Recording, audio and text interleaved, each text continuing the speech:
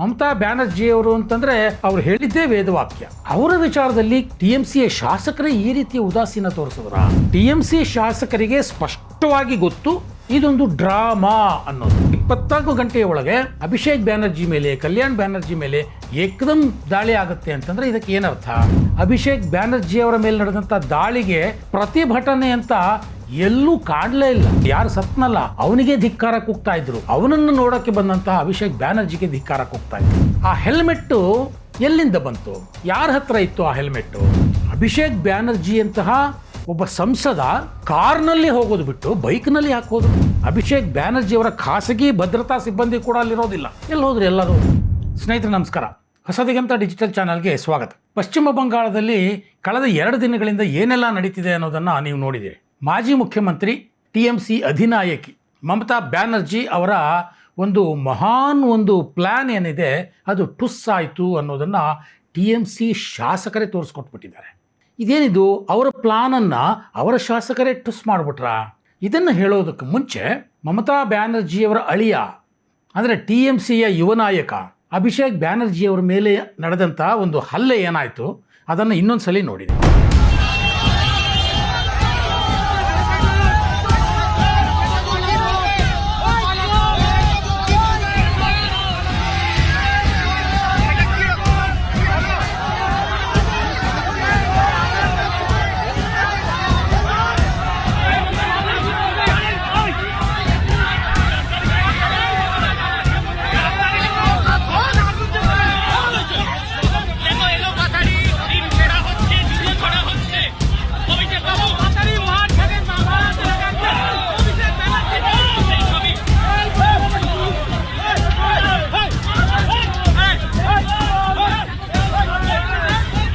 ನೋಡಿದ್ರಲ್ಲ, ಈ ಹಲ್ಲೆಯನ್ನು ಇಟ್ಟುಕೊಂಡೆ, ಇದನ್ನು ನೆಪವಾಗಿ ಇಟ್ಟುಕೊಂಡೆ ಮಮತಾ ಬ್ಯಾನರ್ಜಿಯವರು ಒಂದು ದೊಡ್ಡ ತಂತ್ರವನ್ನು ಹೆಣೆದಿದ್ರು ಅನ್ನೋದು ಟಿ ಎಂ ಸಿ ಶಾಸಕರ ನಡವಳಿಕೆಯಿಂದಲೇ ಗೊತ್ತಾಗ್ತಾ ಇದೆ.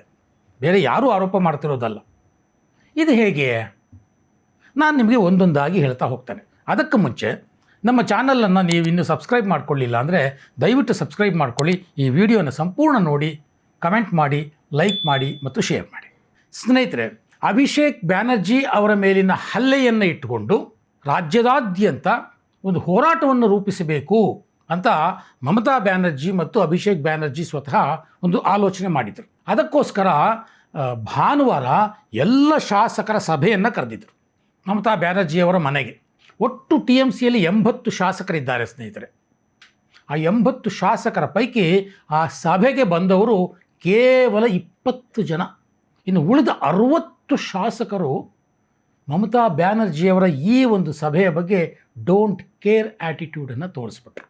ತಕ್ಷಣ ಮಮತಾ ಬ್ಯಾನರ್ಜಿಯವರ ಬಂಟ ಕುನಾಲ್ ಘೋಷ್ ಏನು ಮಾಡಿಬಿಟ್ರು, ಸಭೆಯನ್ನು ನಾವು ಕ್ಯಾನ್ಸಲ್ ಮಾಡಿದ್ದೀವಿ, ಯಾಕೆಂದರೆ ಶಾಸಕರು ಬರೋದಕ್ಕೆ ಸಾಧ್ಯ ಆಗ್ತಿಲ್ಲ, ಅವರು ಅಲ್ಲೇ ಸ್ಥಳೀಯವಾಗಿ ಪ್ರತಿಭಟನೆಯನ್ನು ಹಮ್ಮಿಕೊಂಡ್ಬಿಟ್ಟಿದ್ದಾರೆ, ಹಾಗಾಗಿ ಈ ಸಭೆಯನ್ನು ನಾವು ಕ್ಯಾನ್ಸಲ್ ಮಾಡಿದ್ದೀವಿ ಅನ್ನುವಂಥ ಒಂದು ಘೋಷಣೆಯನ್ನು ಮಾಡಿಬಿಟ್ರು.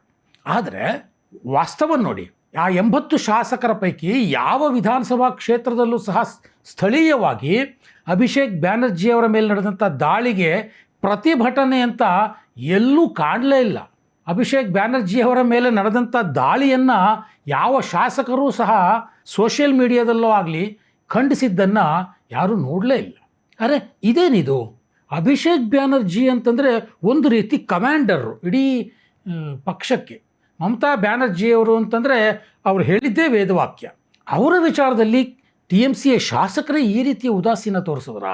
ಇದಕ್ಕೆ ಒಂದು 2-3 ಕಾರಣಗಳಿದೆ ಸ್ನೇಹಿತರೆ. ಟಿ ಎಂ ಸಿ ಶಾಸಕರಿಗೆ ಸ್ಪಷ್ಟವಾಗಿ ಗೊತ್ತು ಇದೊಂದು ಡ್ರಾಮಾ ಅನ್ನೋದು. ಯಾಕೆ ಇದೊಂದು ಡ್ರಾಮಾ? ಅಧಿಕಾರ ಕಳೆದುಕೊಂಡ ದಿನದಿಂದ ಟಿ ಎಂ ಸಿ ಶಾಸಕರಲ್ಲೇ ಒಂದು ರೀತಿಯ ಅಸಮಾಧಾನ, ಅತೃಪ್ತಿ ಇದ್ದದ್ದು ಪ್ರತಿದಿನ ಅಲ್ಲಿನ ಪತ್ರಿಕೆಗಳಲ್ಲಾಗಲಿ ಅಲ್ಲಿನ ಮಾಧ್ಯಮಗಳಲ್ಲಾಗಲಿ ಪ್ರಸಾರ ಆಗ್ತಾ ಇತ್ತು. ಮಮತಾ ಬ್ಯಾನರ್ಜಿ ಅವರ ಮಾತಿಗೆ ಪಿಟಕ್ ಅಂತಿರಲಿಲ್ಲ ಆಕೆ ಸಿ ಎಂ ಆಗಿದ್ದಾಗ. ಆದರೆ ಯಾವಾಗ ಅವರು ಅಧಿಕಾರ ಕಳ್ಕೊಂಡ್ರು ಆಗ ಅವರ ಮಾತನ್ನು ಕೇಳೋರೇ ಇಲ್ಲ ಅನ್ನುವಂಥ ಪರಿಸ್ಥಿತಿ ಬಂದ್ಬಿಡ್ತು. ಇದಕ್ಕೆ ಕಾರಣ ಏನು ಅಂತಂದರೆ ಅಭಿಷೇಕ್ ಬ್ಯಾನರ್ಜಿಗೆ ಕೊಟ್ಟಂಥ ಅತಿಯಾದ ಪ್ರಾಮುಖ್ಯತೆ. ಅದನ್ನು ಆತ ಸರ್ವಾಧಿಕಾರಿಯ ಹಾಗೆ ಅದನ್ನು ಬಳಸ್ಕೊಂಡ್ಬಿಟ್ರು. ಇದರಿಂದ ಬಹುತೇಕ ಟಿ ಎಂ ಸಿ ಶಾಸಕರು ಬಹಳ ಬೇಸತ್ತು ಹೋಗ್ಬಿಟ್ಟಿದ್ರು, ರೋಸಿ ಹೋಗ್ಬಿಟ್ಟಿದ್ರು. ಹಾಗಾಗಿ ಅಯ್ಯೋ ಪಕ್ಷ ಹೋದ್ರೂ ಹೋಗಲಿ ಅತ್ಲಾಗಿ ಬಿಟ್ಟಾಕಪ್ಪ ಅನ್ನುವಂಥ ಸ್ಥಿತಿಗೆ ಬಂದುಬಿಟ್ಟಿದ್ರು. ಕೆಲವು ಶಾಸಕರ ಪ್ರಕಾರ ಈಗೇನು ಹೈ ಡ್ರಾಮಾ ನಡೀತು ಸೋನಾರ್ಪುರ್ನಲ್ಲಿ, ಅದು ಕೂಡ ಒಂದು ಪ್ಲ್ಯಾಂಡ್ ಘಟನೆ. ಚಿತ್ರಕಥೆ, ನಿರ್ದೇಶನ ಎಲ್ಲ TMCಯದ್ದೇ. ಯಾಕೆ ಅಂತಂದರೆ ಸೋನಾರ್ಪುರದಲ್ಲಿ ಅಭಿಷೇಕ್ ಬ್ಯಾನರ್ಜಿ ಹೋದ ಮನೆ ಇದೆಯಲ್ಲ, ಸಂಜು ಕರ್ಮಕಾರ್ ಅಂತ ಆ ಕಾರ್ಯಕರ್ತನ ಹೆಸರು, ಆತ ಮೃತಪಟ್ಟಿದ್ದ.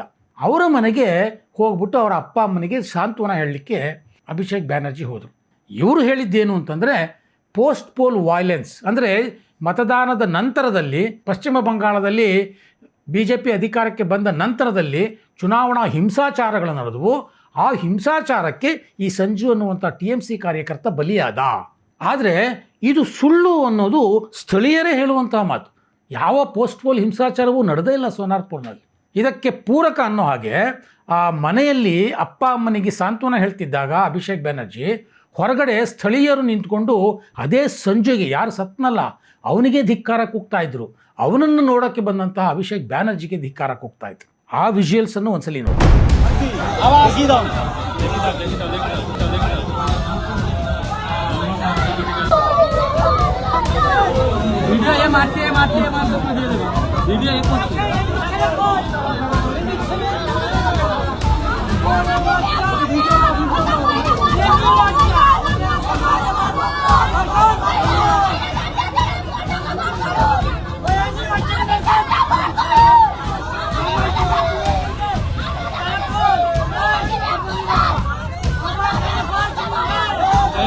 যেমনটা দেখতে পাচ্ছে বাইরের দৃশ্য একেবারে মানে বিচ্ছিরি দুর্দশা অবস্থা পরিণত হয়েছে।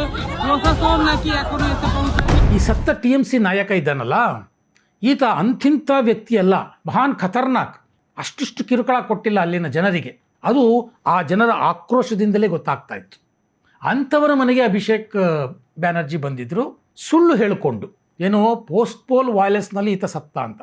ಯಾವುದು ಹಿಂಸಾಚಾರವೇ ನಡೆದಿಲ್ಲ ಅಲ್ಲಿ. ಕುಟುಂಬಸ್ಥರು ಹೇಳೋದು ಸಹ ಆತ ಬೇರೆ ಕಾರಣಕ್ಕೆ ಸತ್ತ ಅಂತ.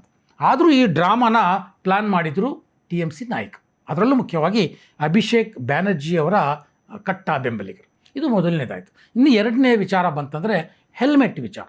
ನಿಜಕ್ಕೂ ಈ ಹೆಲ್ಮೆಟ್ ವಿಚಾರ ಭಾಳ ಸಿಲ್ಲಿ ಅನಿಸುತ್ತೆ ಸ್ನೇಹಿತರೆ, ಆದರೂ ಇದು ಭಾಳ ಮುಖ್ಯವಾದ್ದು ಸ್ಥಳೀಯರು ಹೇಳೋ ಹಾಗೆ.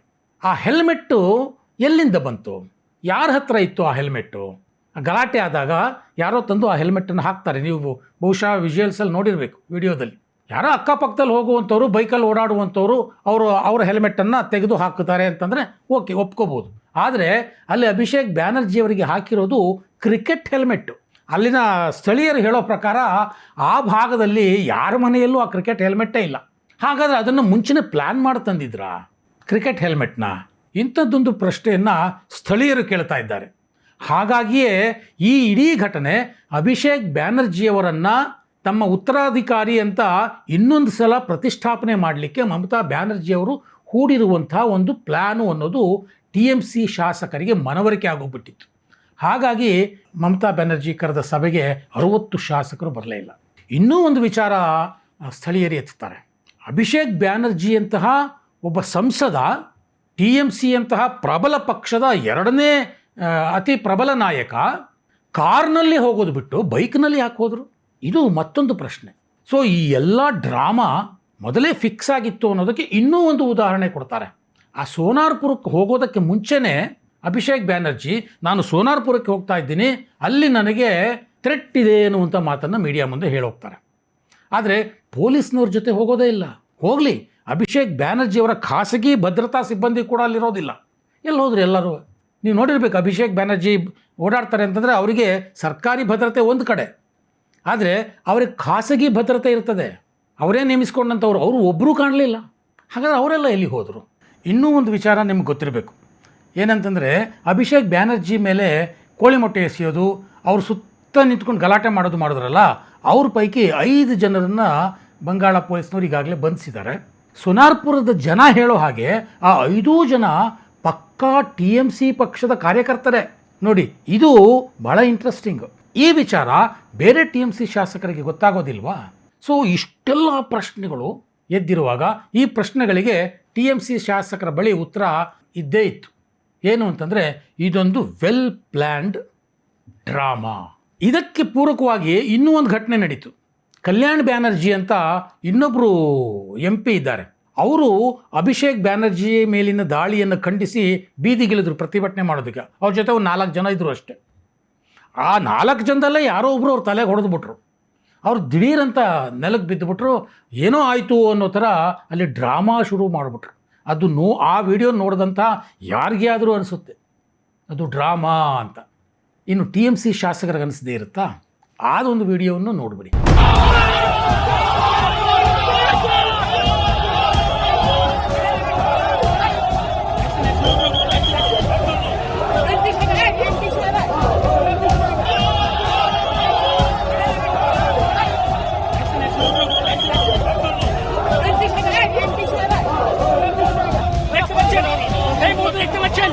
কল্যাণ বন্দ্যোপাধ্যায় তিনি কিন্তু আহত হয়েছেন।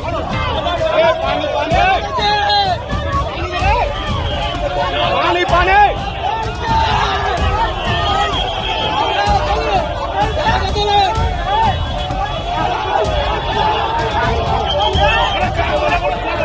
ನೋಡಿದ್ರಲ್ಲ, ಇಷ್ಟು ದಿನ ಇಲ್ಲದೆ ಇದ್ದಿದ್ದು ಈಗ ದಿಢೀರಂತ ಒಂದೇ ದಿನದಲ್ಲಿ ಅಥವಾ 24 ಗಂಟೆಯ ಒಳಗೆ ಅಭಿಷೇಕ್ ಬ್ಯಾನರ್ಜಿ ಮೇಲೆ, ಕಲ್ಯಾಣ್ ಬ್ಯಾನರ್ಜಿ ಮೇಲೆ ಏಕದಮ್ ದಾಳಿ ಆಗುತ್ತೆ ಅಂತಂದರೆ ಇದಕ್ಕೆ ಏನರ್ಥ? ಸೊ TMC ಭಿನ್ನಮತೀಯರು ಹೇಳೋ ಪ್ರಕಾರ ಇದು ಅಭಿಷೇಕ್ ಬ್ಯಾನರ್ಜಿಯವರ ಸ್ಥಾನವನ್ನು ಭದ್ರಪಡಿಸೋದಕ್ಕೆ, ಅಭಿಷೇಕ್ ಬ್ಯಾನರ್ಜಿಯವರನ್ನೇ ನಾಯಕ ಅಂತ ಎಲ್ಲರೂ ಒಪ್ಕೊಳ್ಬೇಕು ಅನ್ನುವಂಥ ಒಂದು ಅನಿವಾರ್ಯ ಸ್ಥಿತಿಯನ್ನು ನಿರ್ಮಾಣ ಮಾಡಲಿಕ್ಕೆ ಮಮತಾ ಬ್ಯಾನರ್ಜಿಯವರೇ ಹೂಡಿದಂಥ ಒಂದು ಅತಿ ದೊಡ್ಡ ನಾಟಕ. ಹಾಗಾಗಿಯೇ ಮಮತಾ ಬ್ಯಾನರ್ಜಿಯವರು ಕರೆದಂಥ ಸಭೆಗೆ 60 ಜನ ಶಾಸಕರು ಗೈರು ಹಾಜರಾದರು. ಅಂತಿಮವಾಗಿ ಮಮತಾ ಬ್ಯಾನರ್ಜಿಯವರ ಈ ಪ್ಲ್ಯಾನ್ ಟುಸ್ ಆಯಿತು. ಇನ್ನು ಮುಂದಿನ ದಿನಗಳಲ್ಲಿ ಪಶ್ಚಿಮ ಬಂಗಾಳದ ಜನತೆ ಇನ್ನು ಯಾವ್ಯಾವ ಡ್ರಾಮಾಗಳನ್ನು ನೋಡಬೇಕಾಗಿದೆಯೋ ಕಾದು ನೋಡಬೇಕು.